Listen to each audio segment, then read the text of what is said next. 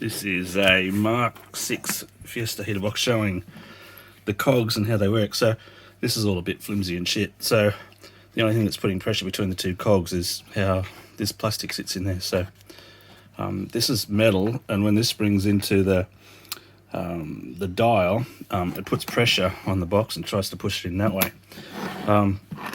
Alright, two things to show. This just pops out easy. It's got a keyway on it. I don't know if you can see that. So it only goes in one way. That's why when you turn it, it slots in one way.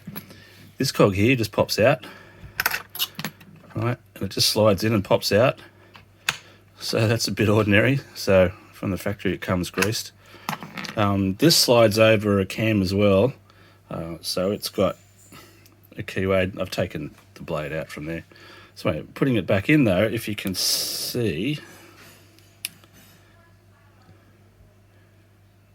where am I showing? At the top there, there's a gap. On this cog, on the top there, you can see a double joined cog.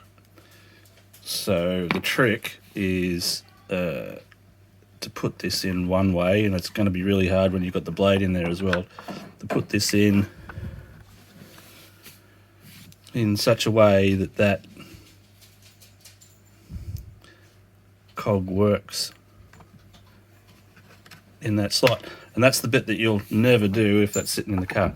And once that all goes back in, then theoretically that should